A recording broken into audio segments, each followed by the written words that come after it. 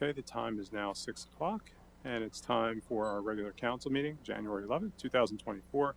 We will begin with a moment of silence and Pledge of Allegiance, led by Councilor Hicks. Thank you, Mr. Mayor. In setting our minds for this week's moment of silence, I'd like to recognize that 2 days ago, as some of us I'm sure know in this room, it is National Law Enforcement Appreciation Day, Tuesday, January 9th. It caused me to go back and look and see what some of the fatalities were for law enforcement officers in 2023, and it was rather breathtaking across federal, state, county, municipal, military, tribal, and campus law enforcement officials. 136 had lost their lives in the line of duty. I guess if there's some reprieve to that, it is a significant drop from the year before, which was about 224 officers who had died in 2022. As I'm sure Chief knows, Pennsylvania ranks among the highest, usually in the top 3 of lost officers. I think we probably can figure out some of the challenges. We have many roadways we protect, and as we know, cars and vehicles are very deadly weapons that our law enforcement officers have to deal with every day. State troopers, state policemen, and municipal officers. And so, first of all, I would like to extend my appreciation to all of our officers here in the borough who do an amazing job. We hold them to a high standard, and they live up to that standard at every point. And it takes a special person to want to be a police officer, and I appreciate their sacrifice, and I appreciate our leadership here.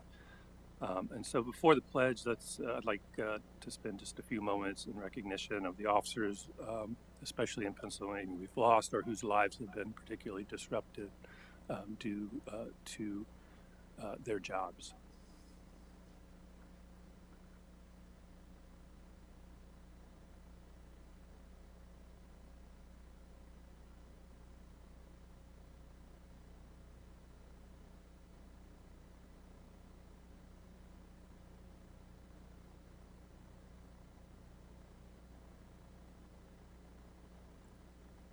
And now join me for the Pledge of Allegiance.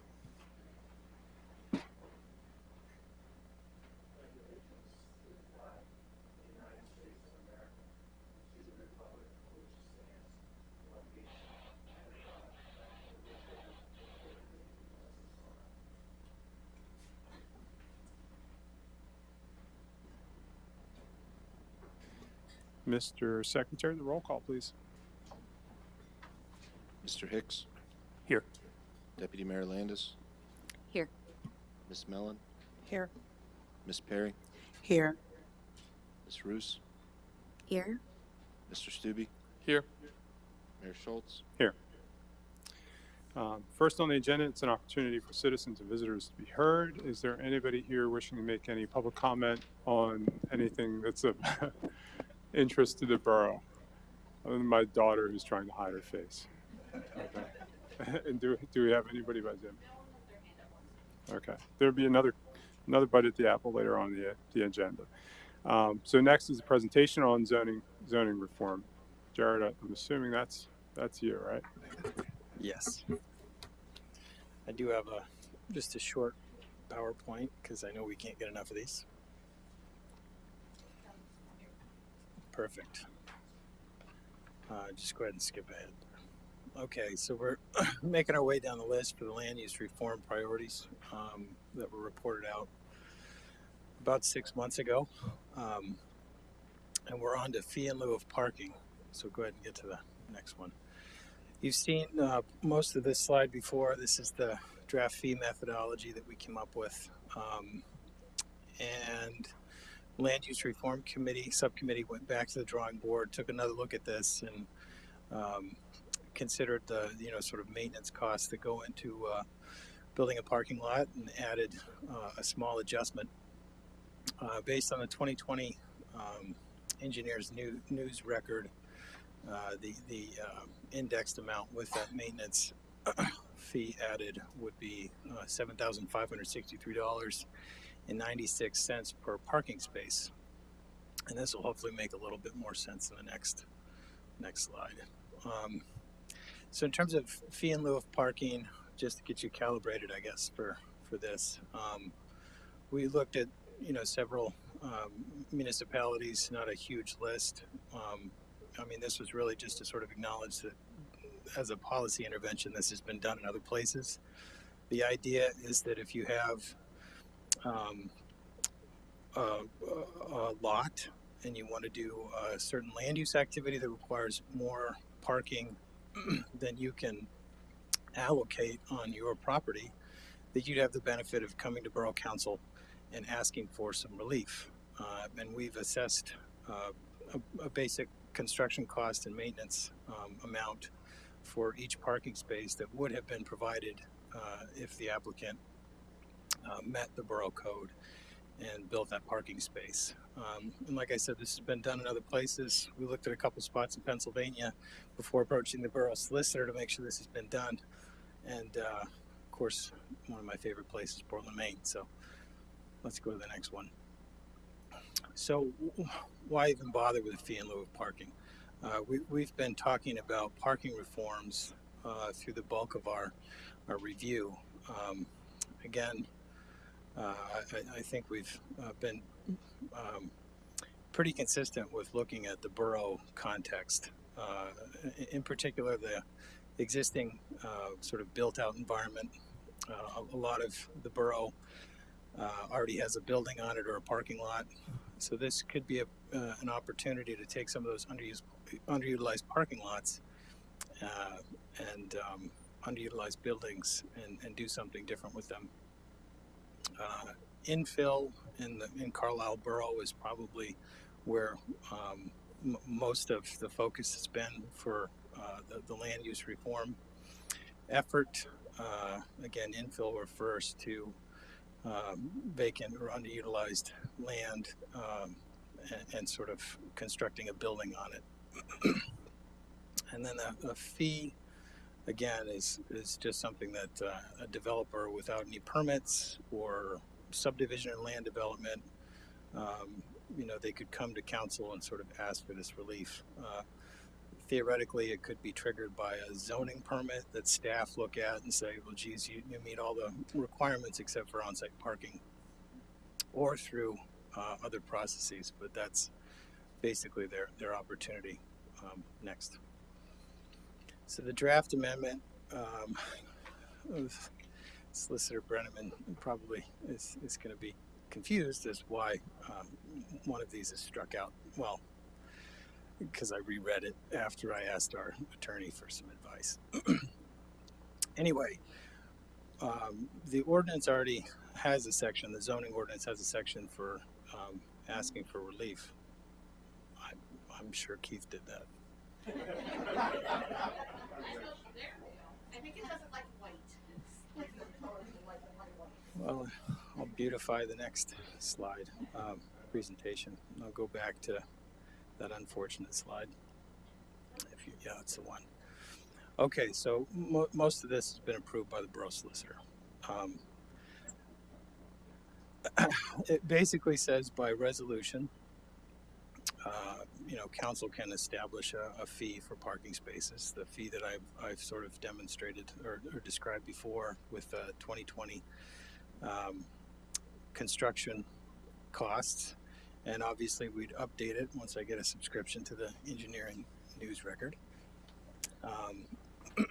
But this is a basic criteria for what council would evaluate when an applicant comes to them and asks for fee in lieu of the required parking.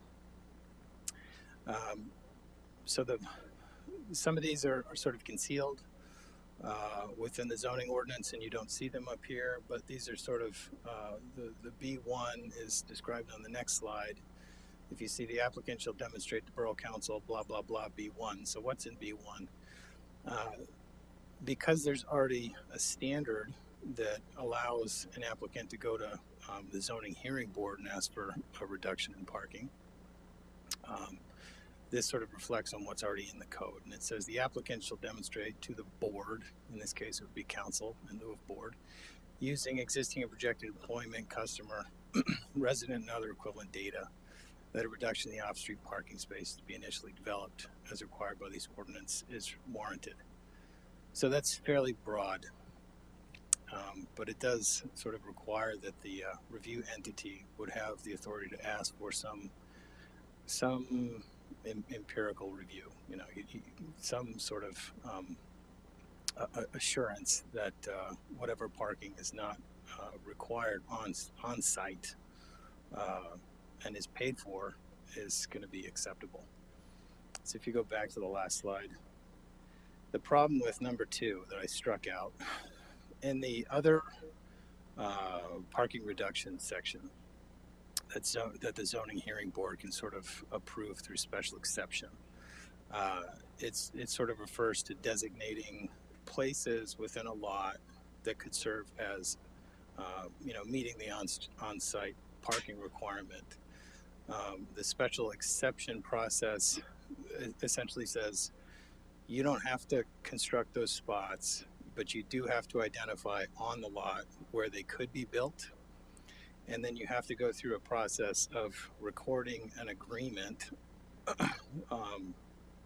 that says, that this sort of runs as a covenant with the land, that these designated locations could be used for parking. And then it sort of goes on to say that the zoning officer or other people could do a field investigation and say, well, you need to provide that parking. Because this section is between the applicant and council, and it's not set up for the applicant to have to designate any on-site parking. Just pay a fee and go through a basic analysis. This additional section just doesn't seem to apply. So again, this B3 that I struck out, the reference to that is sort of referencing this recording of an agreement to designate spots. So B2 says, here are the spots. B3 says, here's a recorded agreement. And it just doesn't apply. Now, if council wanted some kind of agreement to be recorded about the fee, then they certainly could. It just seemed like sort of an undue requirement. And then number 3, instead of having the fee live within the zoning ordinance, this would sort of go over to Chapter 120. Council has a lot more flexibility with Chapter 120. You can sort of, by resolution, change the fee, make adjustments, without going through the rigorous process of, going through the public hearing process, the planning commission review, the county review, all the things that are described in state law. The council could sort of raise their hands and decide on an adjusted fee. So instead of having this live in zoning, the actual fee amount goes to the fee schedule. That's about it. If you want to zip down through these again, I think go to the next one. That's about it. Planning Commission's already heard about this. I guess the only concerns that I would say that were, sort of noteworthy, and I think, for the public's benefit would be helpful to maybe highlight is sort of the distinction between zoning and the council's ability to sort of manage the public realm. So there was one concern that just collecting fees and having council not designate a specific use for those fees might be challenging for the public to understand. Council already has a parking fee, that's sort of managed with funds taken from the parking garage, from the meters, and council uses those funds for, related projects. Zoning is not the place to sort of establish what a fee is intended to be for. staff's position is that if, fees are collected, the council should have the authority to designate, proper use. And that really shouldn't live in zoning. But if you wanted to add that additional layer to sort of make the public feel more comfortable with the collection of those fees and how they would be used, then that would be an additional layer that sort of is outside of the scope of this review. And that's kind of where we're at. So any questions? Any questions or comments? Thank you, Mr. Mayor. Thank you, Jared. Having sat and ruminated about this a bit, I do want to echo how much personally I think this is a win-win situation for both the borough, but also for business developers in general. It gives them agency, it gives them flexibility to decide what is the best use of their property. I'm convinced that parking spaces traditionally as a proxy, if you will, for accommodating customers and employees has evolved over time, in the sense that we have a lot of other options than someone taking their personally operated vehicle and needing to be within 30 feet of their place of employment.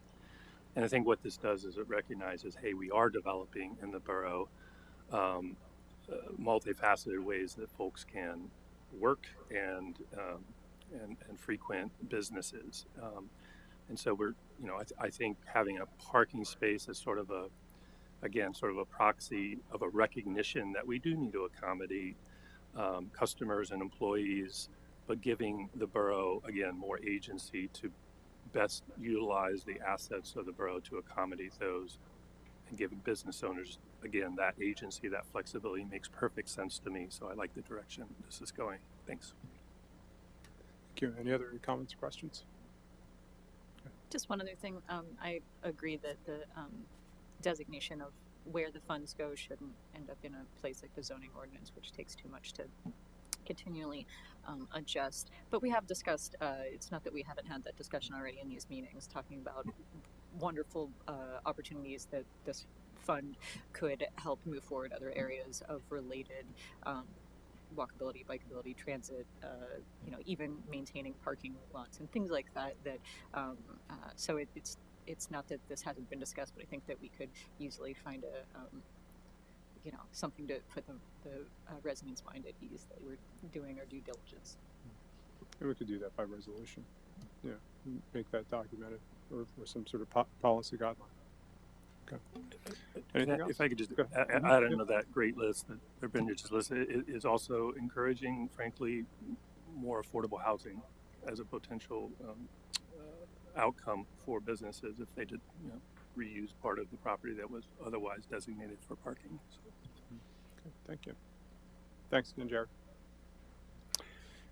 Next is the consent agenda.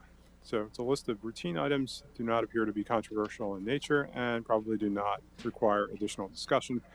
They can be acted on by one motion in the current form. If discussion is desired on any particular item, any member of council or the public may request that item be removed from the consent agenda, and the item will be considered separately. Is there any request to remove an item? Go ahead. Can we remove the outside agency funding approval, mostly just because I was going to recuse myself since I'm a member of the East Side Neighbors Association? Sure. If we could just vote on that separate. I didn't know if I could recuse myself from one item on there, so I thought it might be. No, that's the right call. So okay. we'll take C2. We'll do that. We'll do that separately. And I will add my name onto that recusal list, Okay. being a member of the East Side Neighbors Association as well. I should probably do that as well. I'm a member of the dog lover. All right. If we get one more recusal, then you all get to vote. So does anybody else want to recuse? Okay. So we'll wind up having 3 recusals on that. We'll make sure we reflect that in a minute. So with that, the removal of item C2, is there a motion to approve the consent agenda? So moved. Moved by the Deputy Mayor. Is there a second? Second. Second by Councilor Mellon. Any discussion? I'll call the question. All those in favor, please signify by saying aye. Aye. Those opposed say nay. Motion passes. And then we'll take from the consent agenda, item C2. We'll need a motion to approve the disbursement of funds as part of the 2024 budget to outside agencies as listed in the agenda. Is there such a motion? So moved. Motion by the Deputy Mayor. Is there a second? Second. Second by Councilor Mellon. And we'll note the recusal of Councilors Roos, Stube, and Hicks. Any discussion on that item? I'll call the question. All those in favor, please signify, the four of us, please signify by saying aye. Aye. Aye. Those opposed say nay. Motion passes. That takes care of the consent agenda. There are no table continued and recurring items. There's nothing under my report, so we will move on to budget and finance. Thank you, Mayor. I have 3 items this evening. I make the motion that council approve the 2023 active volunteer firefighters list that qualifies members of the Union Fire Company and Carlisle Fire and Rescue for the reimbursement of earned income tax credit and real estate property tax credit in accordance to ordinance number 2320. Motion by the Deputy Mayor to approve the 2023 active volunteer firefighters list. I'm the coach. I'm trying to keep the committee straight. I think I'm the co-chair on that one. So I will second that motion. Any discussion on that item? Then I'll call the question. All those in favor, please signify by saying aye. Aye. Those opposed say nay. The motion passes. My next item is I make the motion that Borough Council approve an agreement with Springbrook Software in the amount of $85,494.07. Deputy Mayor makes a motion to approve an agreement with Springbrook Software. I second that motion. Is there any discussion? I'll call the question. All those in favor, please signify by saying aye. Aye. Those opposed say nay. The motion passes. And my last item is I make the motion that Borough Council approve a service agreement with OnSolve LLC for 3 years for an emergency notification system, Code Red. The Deputy Mayor makes a motion to approve the service agreement for Code Red. I'll second that motion. Any discussion? I'll call the question. All those in favor, please signify by saying aye. Aye. Those opposed say nay. The motion passes. And that completes my report. Thank you. Employee Relations and Citizen Participation. Thank you, Mr. Mayor. I have 2 items. Before I do the first one, I want to point out that on the consent agenda, under this same committee, we just approved the appointments of 6 citizens to continue a term of service on various boards and commissions. And I'm going to make a motion for a new member to be appointed. And I just want to extend my thanks to all of these folks and everyone who steps up to serve on our boards and commissions. We will have a few openings as well that we'll advertise in the next week or so. So if anyone has any questions, please feel free to reach out to me or to Borough staff to ask about, what service might entail, and we'd be happy to discuss it with you. So my first is I move that council approve the appointment of Mr. Joshua, I think it's Dorte, to a first 4-year term on the Historical and Architectural Review Board, effective January 1st, 2024. The term shall expire on December 31st, 2027. Councilor Mellon makes a motion to approve the appointment of Mr. Duarte to HARB. Is there a second? Second. Second by Councilor Perry. Any discussion? I'll call the question. All those in favor, please signify by saying aye. Aye. Those opposed say nay. Motion passes. Okay, and my second is that I move that council sign on to an amicus brief in support of a federal lawsuit seeking to require the U.S. Veterans Administration to provide gender-affirming care to transgender veterans. Councilor Mellon makes a motion to have council approve the signing on to an amicus brief in support of the federal lawsuit in regard to the requirement to provide gender-affirming care to transgender veterans. Is there a second? Second. Second by Councilor Perry. Any discussion? I'll just add that this is consistent with the borough's efforts for diversity, equity, and inclusion, and we did this year score 100 points out of a possible 100 on the Human Rights Campaign Municipal Equity Index. Thank you, Councilor Mellon. Any further discussion? Now I'll call the question. All those in favor, please signify by saying aye. Aye. Those opposed say nay. The motion passes. Next up, Public Works. Thank you, Mr. Mayor. I have 2 items this evening. The first, I move that Borough Council renew the contract for maintenance of rain gardens installed as part of the Carlisle Connectivity Project to Land Studies of Lidditz, Pennsylvania for 2024 in the base amount of $15,400. Councilor Stubbe makes a motion to renew the contract for maintenance of rain gardens installed as part of the Carlisle Connectivity Project to Land Studies of Lidditz. Is there a second? Second. Second by Councilor Hicks. Any discussion? I'll call the question. All those in favor, please signify by saying aye. Aye. Those opposed say nay. The motion passes. And I move that Borough Council award the lump sum price contract for the downtown traffic signal equipment upgrade project to the lowest responsive bidder, Hearst Signal and Lighting Company Incorporated of Grantville, Pennsylvania, in the amount of $346,430, pending receipt of the bonds and insurances required for the project. Councilor Stubbe makes a motion to award the lump sum price contract for the downtown traffic signal equipment upgrade project to the lowest responsive bidder, Hearst Signal and Lighting Company of Grantville. Is there a second? Second. Second by Councilor Hicks. Any discussion? I'll call the question. All those in favor, please signify by saying aye. Aye. Those opposed say nay. The motion passes. That concludes the Public Works Committee report this evening. Thank you. There is no new business, but this is another opportunity for those who wish to be heard on public comment to be heard. Do we have anybody by Zoom? Okay. Anybody in the audience here? Yep. Aisley, are you sure? It's your last chance. Okay. Then we'll move on to reports from council members, our student ambassador, and staff. Yes, I do have an update. Martin Luther King Day is coming around the corner. Dickinson Law is having a public event open to everyone. I have to shout out to Wanda. I told her she would get a shout out. We are running the 35th annual Martin Luther King event. If anyone wants a copy, please let me know. And it should be public on the Dickinson Law website, I believe. So if anyone, feel free to come, and we're excited. Thank you. Thank you. And Dean Conway is going to be speaking at Leadership Cumberland on January 30th, so at a luncheon. Councilor Bruce, do you have anything to share with us this evening? I do not know. Okay, thank you. That's a perfectly good answer. It makes Aisley happy too. Councilor Mellon, Councilor Stubbe, Deputy Mayor, Councilor Hicks. I just want to say I welcome Councilor Roos to. I wasn't here last week and didn't have the chance to congratulate you. It was great. Look forward to working with you, and Happy New Year. Councilor Perry. I almost forgot. I was going to say no, but I forgot that Monday the mayor and I will be reading, doing a reading like we did last year, and it will be at Eclipse Gaming Cafe.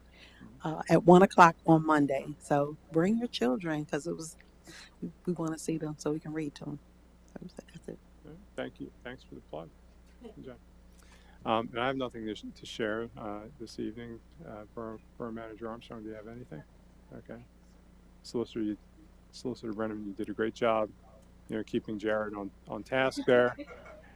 You blinked and the screens went down. It was good. Well, I do approve of his evisceration or his amendment to what I drafted. I want to thank council for my reappointment. I wasn't here at the meeting earlier in January. I really enjoy working for the borough, and you have a wonderful staff. And if you did not reappoint me, this is very awkward.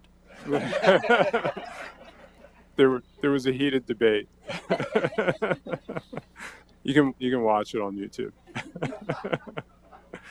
All right. If there's no other business, then this meeting is adjourned. Thank you all.